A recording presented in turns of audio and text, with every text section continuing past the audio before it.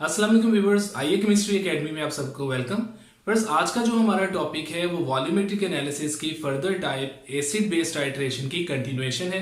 बस acid based titration या उससे रिलेटेड टर्मिनोलॉजीज और उसकी प्रैक्टिकल डेमोन्स्ट्रेशन की वीडियो हम ऑलरेडी अपने चैनल पे लगा चुके हैं। उस वीडियो का लिंक इस वीडियो के डिस्क्रिप्शन में मौजूद है, आप उसको वहां से वॉच कर सकते हैं।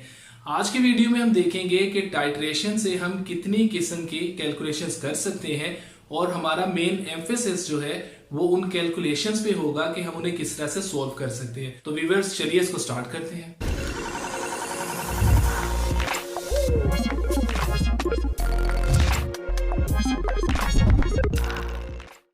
व्यूअर्स आज की वीडियो में हम एसिड बेस्ड टाइट्रेशन से जो कैलकुलेशन करना चाहते हैं वो ये है कि we are to find the percentage composition of a given mixture.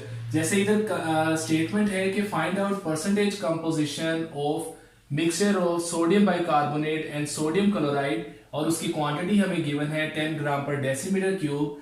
और हमने किस तरह से इसको कैलकुलेट करना है एसिड बेस्ड टाइट्रेशन के अकॉर्डिंग, और हमें क्या प्रोवाइडेड है, we are provided with 0.1 molar HCl solution. इस पर्पस के लिए हम सबसे पहले इसकी केमिकल इक्वेशन लिख लेते हैं जिसमें हम सोडियम बाइकार्बोनेट को टाइट्रेट करवाते हैं अगेंस्ट HCl, और हमारे पास जो प्रोडक्ट है वो बनेगी NaCl plus H2O plus CO2। अब बस इस बैलेंस केमिकल इक्वेशन से और इस स्टेटमेंट से हम क्या क्या इंफॉर्मेशन डिड्यूस कर सकते हैं उसको हम यहां पे लिख लेते हैं पहले कि इस बैलेंस केमिकल इक्वेशन से हमें पता लग रही है mole ratio, and that is 1 mole of sodium bicarbonate reacts with 1 mole of HCl, तो मोल रेशो हो गई 1:1। इसके अलावा व्यूअर्स जैसे पहले बताया था कि टाइट्रेशन की कौन सी टाइप है, इसमें कौन सा प्रिंसिपल यूज हो रहा है, तो हम उसे लिखेंगे प्रिंसिपल जो है हमारे पास that is acid base titration. Next जो हम इसमें देख रहे हैं वो हमारे पास है स्टैंडर्ड सॉल्यूशन। जैसे आपको ऑलरेडी हम बता चुके हैं, स्टैंडर्ड सॉल्यूशन वो सॉल्यूशन होता है जिसकी स्ट्रेंथ हमें गिवन हो। तो यहां पे हमारे पास स्टैंडर्ड सॉल्यूशन ये है that is 0.1 molar HCl solution. इसके अलावा व्यूअर्स हम कंप्लीशन ऑफ रिएक्शन को चेक करने के लिए यूज करते हैं एक कंपाउंड जिसको हम कहते हैं इंडिकेटर, और ये हमें डिफरेंट कलर्स प्रोड्यूस करता है एसिड और बेस में, जिसकी मदद से हम कंप्लीशन ऑफ रिएक्शन को देख सकते हैं। और इस स्पेसिफिक प्रैक्टिकल के लिए जो हम इंडिकेटर यूज करेंगे that would be methyl orange.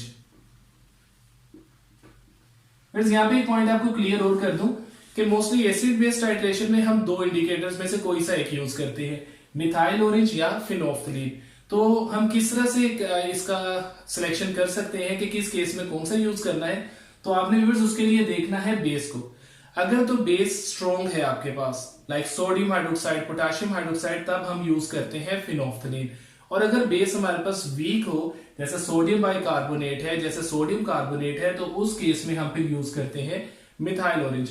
और जैसे मैंने अभी आपको कहा था कि ये एसिड और बेस में डिफरेंट कलर्स देते हैं जिसकी वजह से हमें इसका पता लग जाता है एंड पॉइंट का। तो मिथाइल ऑरेंज का जब हम यूज करेंगे तो इस केस में जो हमारे पास एंड पॉइंट है जो हमें बताएगा कि हमारी प्रैक्टिकल एक्टिविटी कंप्लीट हो चुकी है, एंड पॉइंट जो आएगा वो आता है हमारे पास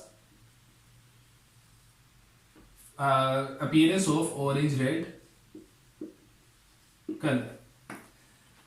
अगर प्रोसीजर को हम यहाँ पे स्किप करेंगे क्योंकि जैसे मैंने आपको बताया कि हम ऑलरेडी इसको प्रैक्टिकली डेमोन्स्ट्रेट कर चुके हैं along with its procedure.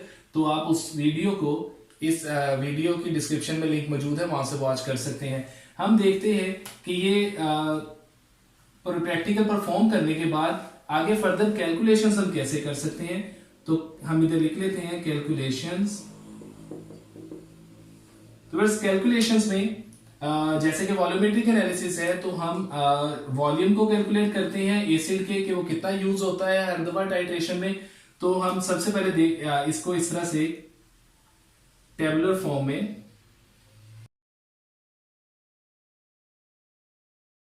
Note करते हैं, जिसमें एक साइड पे हम लिखते हैं अपने नंबर ऑफ ऑब्जर्वेशंस, दूसरी जो बाकी कॉलम्स हम बनाते हैं वो हम कहते हैं इनिशियल रीडिंग सेंटीमीटर क्यूब में, और वो इसको हम VI भी कहते हैं, जो कि ब्यूरेट से हम कैलकुलेट करेंगे। दूसरे में आता है फाइनल रीडिंग, वो भी सेंटीमीटर क्यूब में, और इसको हम VF भी कहते हैं। और जो एक्चुअल वॉल्यूम यूज है इन सेंटीमीटर क्यूब, उसको हम निकालते हैं VF माइनस VI करके। वैसे हमने इस प्रैक्टिकल एक्टिविटी को 3 दफा या परफॉर्म करना होता है, ताकि हम 3 रीडिंग्स दे सकें और बाद में फिर हम उसका मीन लेते हैं कि कितना वॉल्यूम ऑफ HCl यूज होता है। तो हम इधर लिख लेते हैं कि फर्ज करें हमारे पास इनिशियल वैल्यू हम हमेशा ब्यूरेट में जब सेट करते हैं तो 0.0 पे होती है, तो हम उसको सपोज करते हैं यहाँ पे 0.0। फाइनल वैल्यू जो है वो फर्ज करें हमारे पास इस केस में आती है 10.0 सेंटीमीटर क्यूब, तो हमारे पास एक्चुअल वॉल्यूम कितना आ जाएगा, that would be 10.0 centimetre cube. बस इसी तरह से हम इसको परफॉर्म करते हैं और एंड पे हम निकाल लेते हैं 3 रीडिंग्स की मीन वैल्यू, जिसको हम कहेंगे मीन वॉल्यूम यूज, और सपोज करें वो हमारे पास यहां आ जाता है 10 सेंटीमीटर क्यूब। अब व्यूअर्स, जब ये हमारे पास क्या आया है मीन वॉल्यूम ऑफ HCl, अब इसके बाद व्यूअर्स फर्दर हमने क्या करना है, हमने ये फॉर्मूला यूज करना है M1V1 over N1 that is equal to M2V2 over N2। अब इसमें से एक सेट जो है इसको हम सेट कर लेते हैं बेस के लिए, और दूसरे सेट को हम सेट कर लेते हैं या सिलेक्ट कर लेते हैं एसिड के लिए। अब व्यूअर्स ये वैल्यूज क्या हैं, M1 है मोलैरिटी ऑफ बेस, V1 है वॉल्यूम ऑफ बेस, N1 जो है वो है number of moles of base. इसी तरह ही M2 molarity of acid, V2 volume of acid use जो कि ये निकाला था, और N2 number of moles of acid use which can be calculated from balance chemical equation. अब व्यूअर्स जब हम प्रैक्टिकल डेमोन्स्ट्रेशन करते हैं तो हम बेस जो है वो मेजरिंग फ्लास्क में हमेशा 10 सेंटीमीटर क्यूब लेते हैं, तो हम यहाँ पे वैल्यूज पुट करते हैं। M1 बेस का हमें आइडिया नहीं है, तो हम इसको जस्ट कैलकुलेट करने के लिए ऐसे ही लिखेंगे। अभी बताया वॉल्यूम हम जो मेजरिंग फ्लास्क में बेस का हमेशा यूज करते हैं that is 10 centimetre cube. Number of moles ये अभी हमने निकाले थे, बेस का 1 mole that is equal to acid की मोलैरिटी, चूंकि स्टैंडर्ड सॉल्यूशन है हमें गिवन है दैट इज 0.1, और एसिड का वॉल्यूम हमने अभी कैलकुलेट किया 10, और नंबर ऑफ मोल्स जो एसिड के थे वो भी हमारे पास इस केस में है 1। अब इसको सिंप्लीफाई कर लेंगे तो हमारे पास आएगा M1 equals 0.1 into 10 divided by 1, और ये फैक्टर उधर जाके हो जाएगा 1/10। तो फर्दर सोल्व करेंगे तो हमारे पास आ जाएगा 0.1 M। तो हम इधर लिखेंगे, ये आ गई है हमारे पास मोलैरिटी ऑफ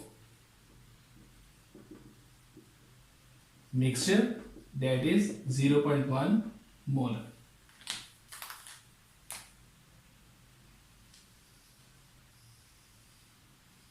अब व्यूअर्स यहां तक तो हो गई इसकी स्टैंडर्डाइजेशन, यानी हमें मोलैरिटी पता लग गई।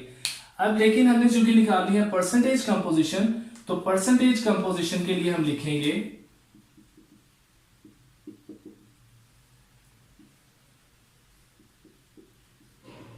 तो व्यूअर्स इसके लिए जो फार्मूला हम यूज करेंगे वो हम करेंगे कि amount per decimetre cube that is equal to molarity into molecular weight. अब व्यूअर्स इस पूरे प्रोसेस के अंदर चूंकि HCl के साथ सिर्फ सोडियम बाइकार्बोनेट ने रिएक्ट किया है, तो हम यहाँ पे जो मोलर वेट है वो सोडियम बाइकार्बोनेट का ही लगाएंगे, और वो इस तरह से हम इसको करेंगे कि ये ऐसे ही रहेगा amount per decimetre cube that is equal to molarity अभी हमने निकाली 0.1, और जो मोलर वेट होता है सोडियम बाइकार्बोनेट का दैट इज 84। तो बस इसको जब हम सोल्व करेंगे तो हमारे पास आंसर आ जाएगा 8.4 ग्राम पर डेसीमीटर क्यूब। तो फिर इससे हम ये बता सकते हैं कि चूंकि हमारे पास टोटल वॉल्यूम जो था मिक्सचर का डेट वाज 10 ग्राम पर डेसीमीटर क्यूब, तो हम लिख सकते हैं कि 10 ग्राम पर decimetre cube mixture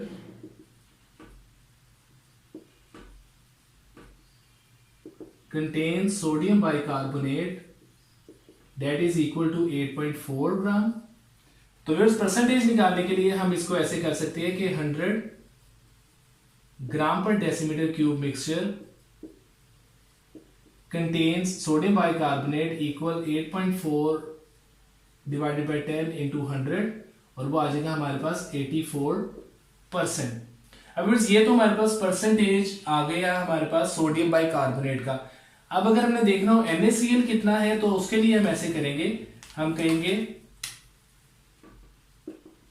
percentage of NaCl that is equal to 100 minus percentage of sodium bicarbonate, तो वो आएगा 100 माइनस 84 दैट इज 16%। तो इस यहां पे हमारा कंक्लूजन जो है वो ये बनेगा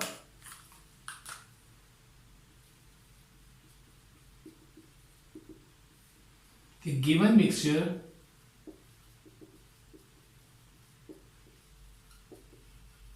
contains 84% sodium bicarbonate and 16% NaCl। तो फिर आज की इस कैलकुलेशन में हमने देखा कि हम वॉल्यूमेट्रिक एनालिसिस या फिर एसिड बेस टाइट्रेशन को यूज करते हुए किस तरह से गिवन मिक्सचर की कंपोजिशन, परसेंटेज कंपोजिशन को हम निकाल सकते हैं। व्यूअर्स, इसी को अगर हम स्टेटमेंट को मॉडिफाई करना चाहें तो हम ऐसे भी पूछ सकते थे कि find the percentage purity of sodium bicarbonate in the given mixture. तो उस केस में यही एग्जैक्ट इसी तरह कैलकुलेशन होनी थी, बस फर्क ये आ जाना था कि हमने कह देना था कि गिवन मिक्सचर जो है वो 84% प्योर है और उसमें 16% जो है इम्प्योरिटी है। तो व्यूअर्स, आई होप कि आपको ये कैलकुलेशन समझ आ गई होगी। फिर भी अगर कोई क्वेश्चन या कंफ्यूजन हो तो आप हमें ऑनलाइन कमेंट्स में पूछ सकते हैं।